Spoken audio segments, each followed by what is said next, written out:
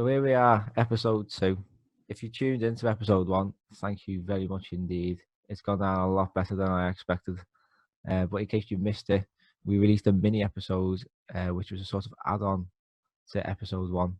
And it featured a short discussion on the use of medieval settings in the fantasy genre, which is a very, very hot topic at the moment.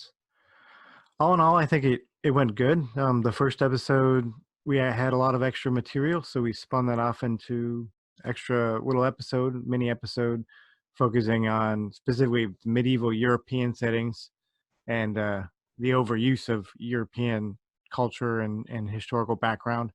And I think the response we got to the first episode was good. We got some good comments and good questions. Speaking of which, we had that hanging contest out there for a listener to send in a good question that we're going to address here in this podcast. And I actually want to mention 2 names. The first is not necessarily not our contest winner, but Daniel Mellor had a really good question that actually we're going to address in a later episode. We kind of already had intended to get into talking about pacing and foreshadowing. So we'll actually get at that topic specifically later. But Nice one, Dan. for our reader or listener question that is going to win our little prize pack, that goes to Keith Cruteau, who had the question, are there any tropes or cliches that you've used and then regretted or wish you had handled differently? Good question, Keith. So I don't know about you, but I've, especially early on when I was writing, I've relied on tropes quite a bit, because just getting used to writing and getting into the feel of building fantasy worlds. In particular, my first book, In the Valley of Magic, I was doing something structurally different with that book. It's what I call a short story novel.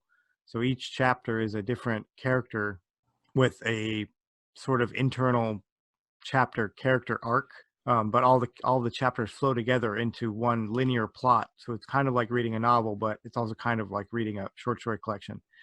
And I felt that was going to be a little bit jarring for the reader, so I didn't go as deep in making my characters in my world perfectly unique. So there are Terry Pratchettian type Watchmen characters in the story, and there's also beardy wizards, as you call them.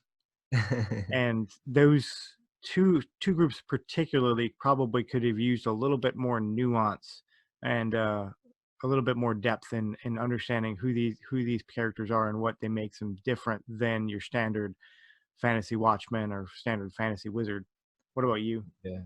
Yeah. Well, on the subject of short stories, I was writing a short story probably a couple of years ago now, and the first draft of it was just elves. You know what I mean? Just Tolkien elves, and I just couldn't bring myself to accept that was what I'd settled with.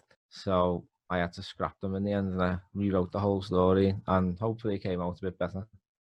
It's in my new short story book actually, which has just come out. So what's the name of that book? You forgot the name of your book? What's the name of the book? I couldn't remember it. Isn't it Flying something? Yeah, Flying on the Ground it's called. And the short story in question is called The General. It's a fantasy story, obviously. So I came up with a whole new race. And it was quite fun to do, actually. And it's something I've experimented with recently in a short story with orcs.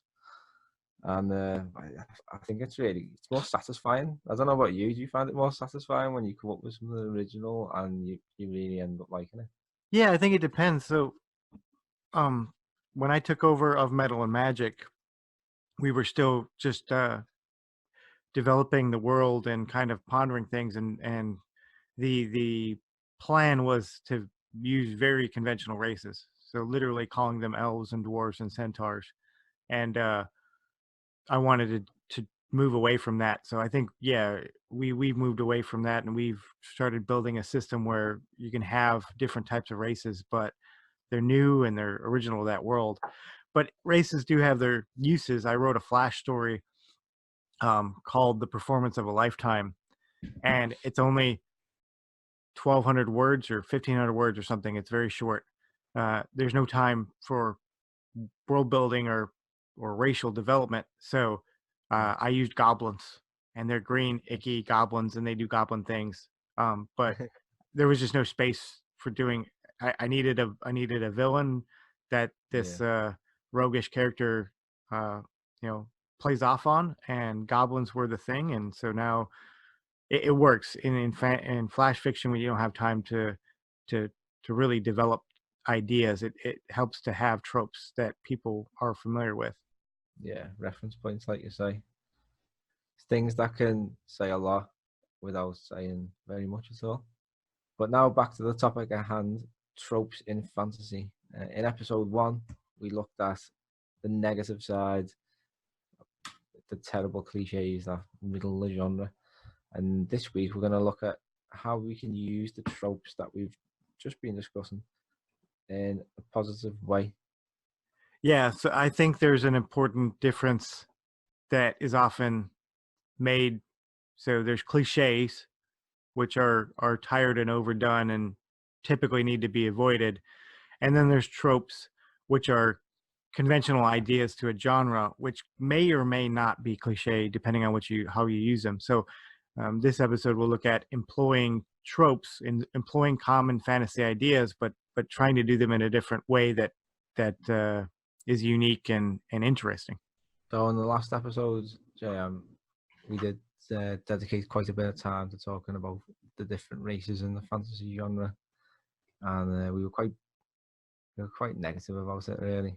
And it's quite reassuring to see that a lot of fantasy writers, contemporary fantasy writers, have taken steps to change things.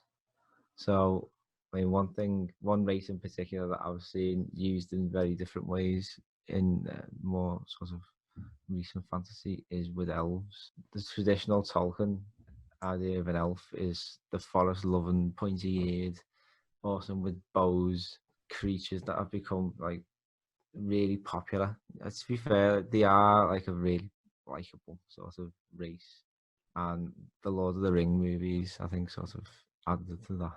So, as a sort of writer, if you're looking for something that people like, then you can see the popularity of elves, and that's the appeal of copying, ripping it off, which is, like I said, something that I almost done and just didn't feel comfortable doing really in the end. So in more contemporary fantasy, we're starting to see the evolution of the archetype of the elf and other kind of character races. And one of my favourite elves, if you will, is in James Barclay's Chronicles of the Raven, which features as one of the main characters an elf who's proficient with magic, as are most elves in the fantasy genre.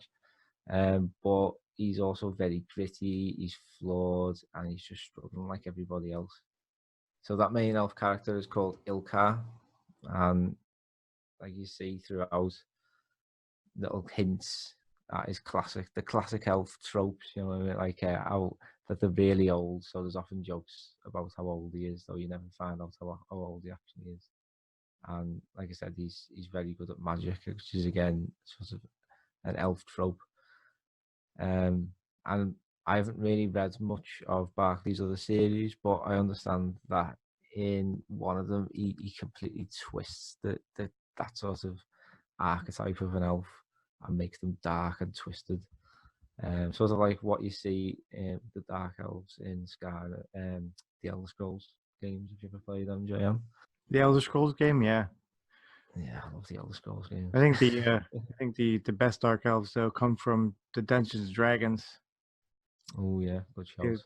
The really dark elves that worship the Spider Queen and live underground. And Quite so speaking of elves, I mentioned in the last one, the Dragon Age series does a good thing with elves where they use elves to create a class structure where the humans are the dominant class and the elves are all, at least the city elves are all usually servants or generally poor, and instead of being tied to magic, where every elf is a magic user, um, they're all kind of seen as roguish. Oh, you're an Yeah, elf, you're probably a thief of some sort. that's quite drawing parallels really to modern society. You know what I mean? It's very clever, and it's a good way of getting across themes and messages as well. By sort of playing on them sort of different attitudes that different races have towards one another. I suppose Tolkien sort of flirted with the idea with dwarves and elves, didn't he? So the hatred towards them. So I think that the main lesson we can take away from writers like Barclay is that just because there's a standard, these tropes are seen as that standard, and just because that is the standard of the genre doesn't mean it has to be followed. There's so many different ways that you can change things up. I mean, one of the best examples of a completely new race structure in a fantasy world was done by Adrian Tchaikovsky in Shadows of the Apts. And in that, he picks, or he bases races off insects. So we've got the tough, hard-working beetles, the graceful and fierce mantids, the aggressive wasps, and the mysterious and just generally weird moths. And each race has its own traits, its own abilities, and they each interact with each other in different ways. And it's just really refreshing to read something that's just not the same, not what you used to. You know what I mean? It's everything's a bit new and different, and it's Does well he worth literally checking out. does he literally call them beetles and wasps and moths? Yeah, mantids, Huh. things like that, and I don't know, it works. So they're sort of like hybrid humanoids, if you get me. So they're not sort of giant beetles. Anthropomorphic. Yeah, I think another example, really good example of an original race um, that I've read comes from Star Wars. And I mentioned Star Wars a lot. It might be confusing some folks out there, but Star Wars definitely is fantasy. It's space fantasy. It's not science fiction. There's not a lot of science to Star Wars. It's all magic through technology. yeah, And maybe we'll address something like that in a later episode of where the division between science fiction and fantasy exists. But yeah, I think yeah, you look at it flatly. Star Wars is definitely space fantasy, and there's a series of books in the old expanded universe that came out in the '90s, and a villain race called the Yushan Vong, and these characters are, if I remember them correctly, their true form is some sort of insectoid or very weird looking um, characteristic. But the thing that's interesting about the Yushan Vong is they have these other aliens that they have a kind of symbiotic relationship with that they actually wear as disguises. So they manipulate this other race of aliens and they put them on, and it allows them to disguise themselves as humans or other type creatures. It's a really crazy idea. I think as writers, what we can take away is that when you go to that effort of trying to put in an original spin on things or shake up the tropes, it's appreciated by readers. You've made that effort. So for me, I'd always encourage a bit of originality. So another common trope I've seen recently sort of spun on its head is the boy prince.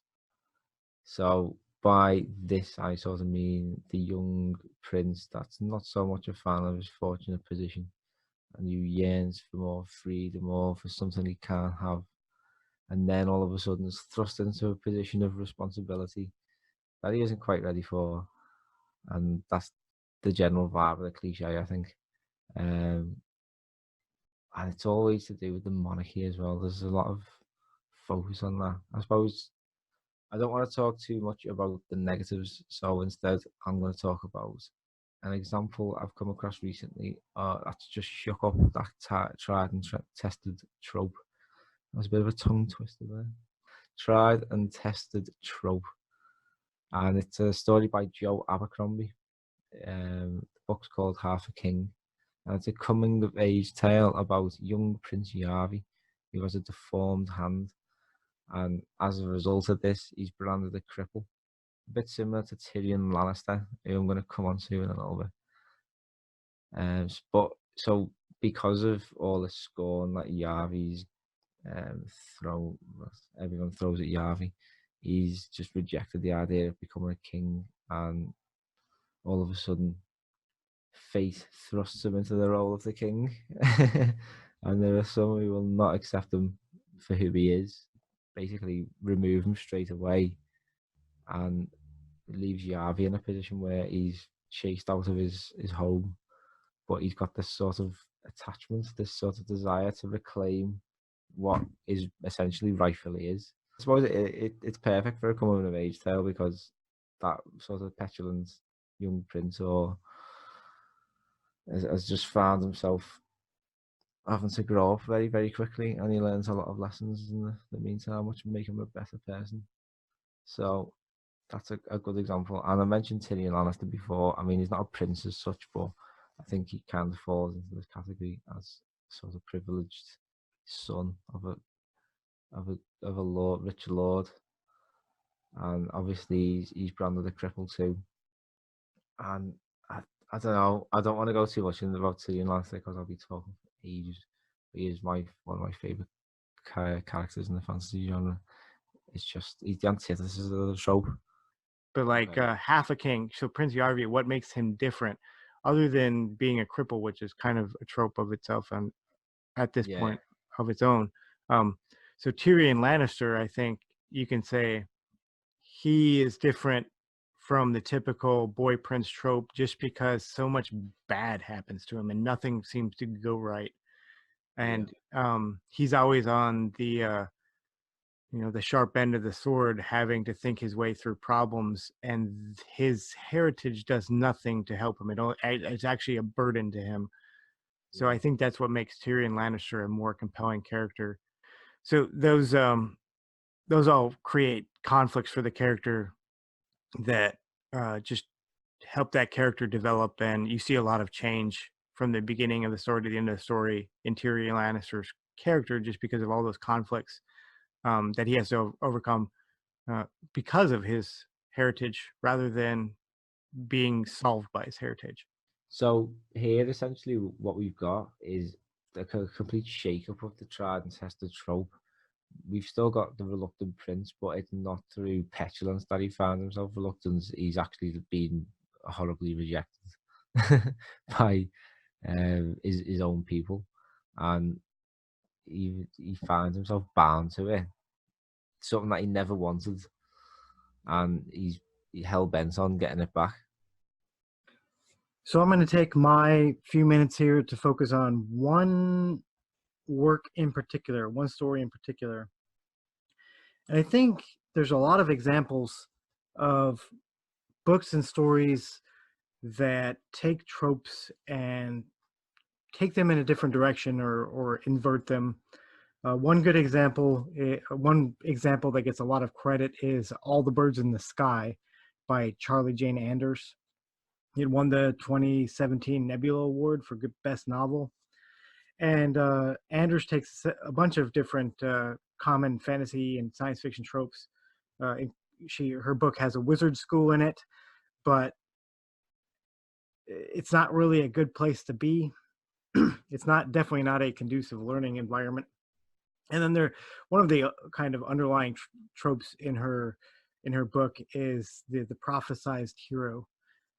One of the main characters comes across a bunch of birds. I think they're called the Parliament, and they tell her that she has, the destiny to protect nature from the evils of mankind, or something equivalent to that. But instead of using that as the driving force of her book, Anders kind of drops that and then forgets about it, and the character just continues on being a relatively normal girl. So it's an interesting way to set up a trope and then to not go where the reader is expecting you to go based on it being a common and well-known trope. I'm not exactly sure if I personally like what she did, because I think that that prophecy and that destiny is always kind of hanging out there in the back of the reader's mind as you're reading through this novel, and it basically seems like it's being ignored by the author. But it's definitely a different way of tackling that idea or addressing that idea. No, but that's not the work in question that I want to focus on. I actually want to focus on one of the earliest stories I remember interacting with that really kind of brought me into the fantasy world, and that's Chrono Trigger.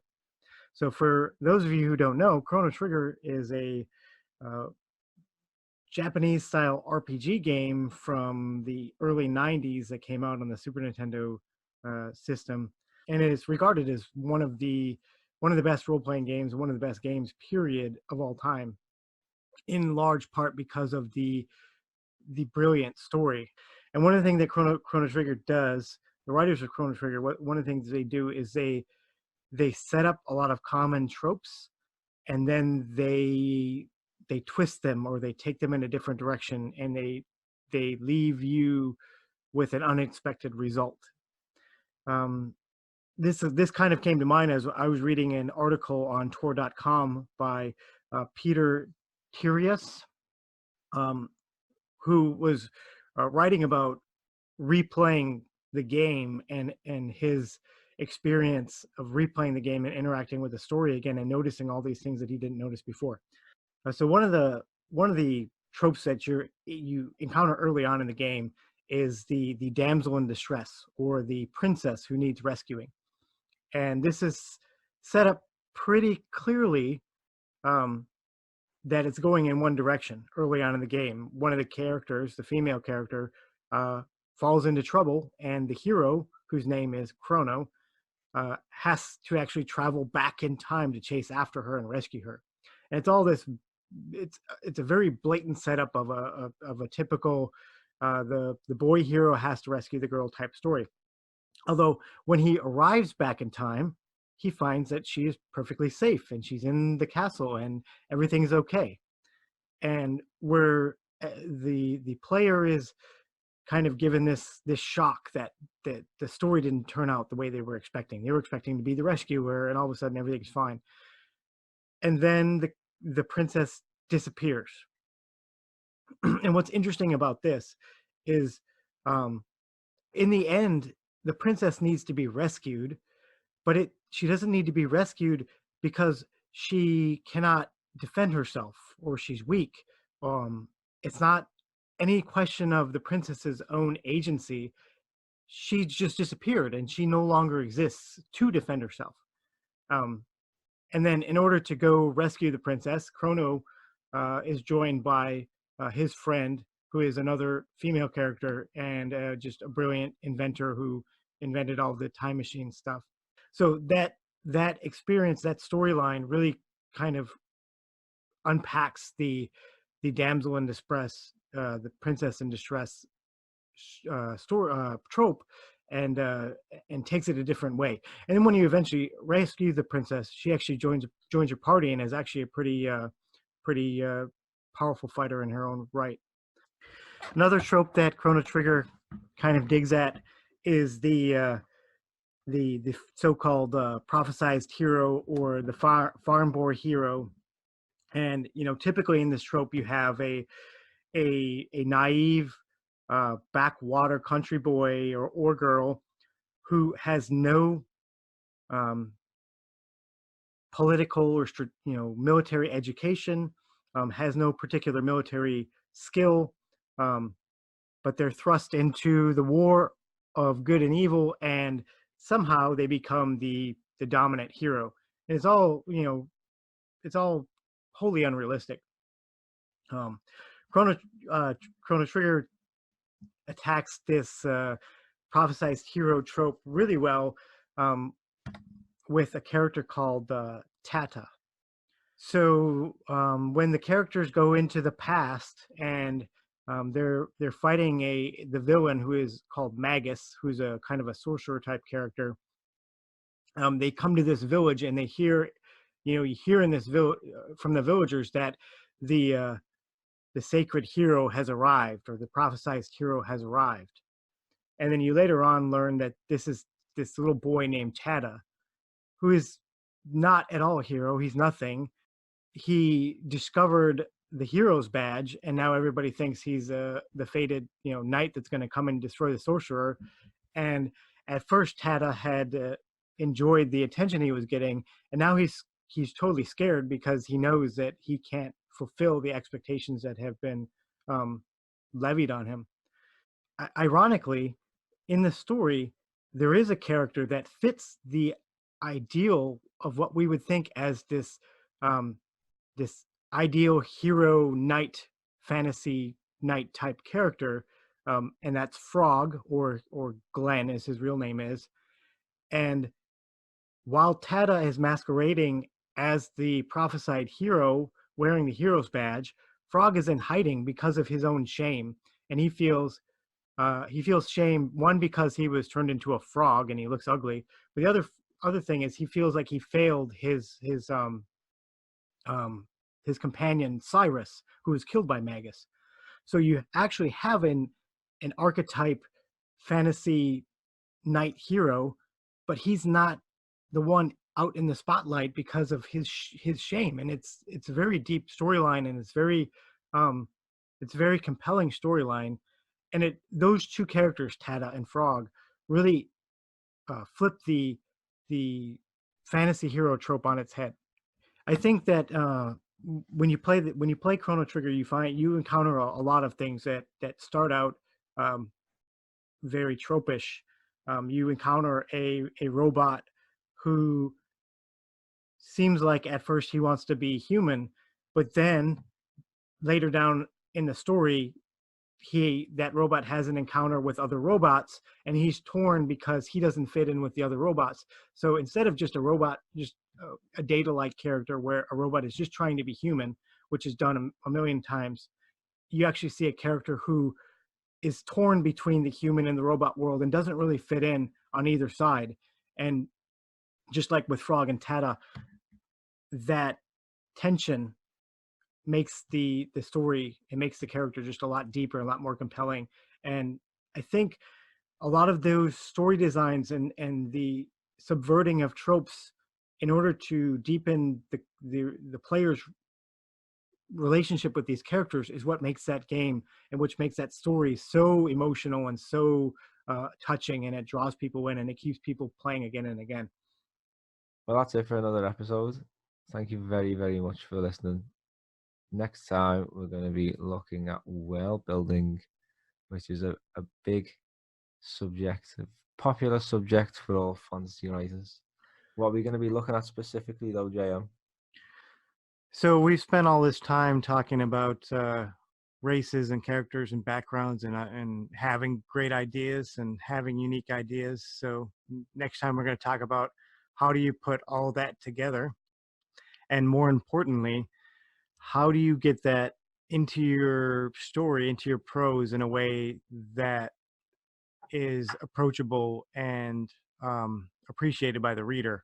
So you don't want to overwhelm them, but you want to make sure that you're conveying the right amount of information in an interesting way. So we're going to talk about building a world, and we're going to talk about presenting it in the prose. It's going to be insightful. Of course, we want to hear from you. If you've got questions about world building, send them to us, and we'll try and get through them as much as we can. But we'll definitely be picking the best one and covering that one. Like last time, send us your questions, and we'll. So the question doesn't have to be tied to the topic. Hey. Yes.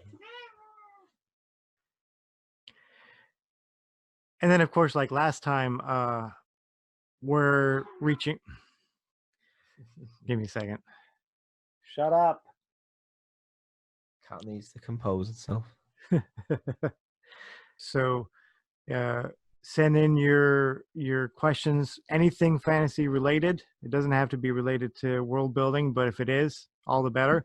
And we'll pick one to discuss at the beginning of the episode, and the winner will get a free Kindle copy of my book, In the Valley of Magic, which I spoke about in this episode, my Nice. short story novel, so to speak. Very nice indeed. What's the email address then, JM? You don't know our own email address. It's No. thefantasywriterstoolshed@gmail.com. And we can be found on Facebook at facebook.com/fantasywriterstoolshed. No, just Fantasy Writers Toolshed on Facebook. Nice one. Thanks for listening, and hit that subscribe button. Yep. Thank you. See you next time. See you next time.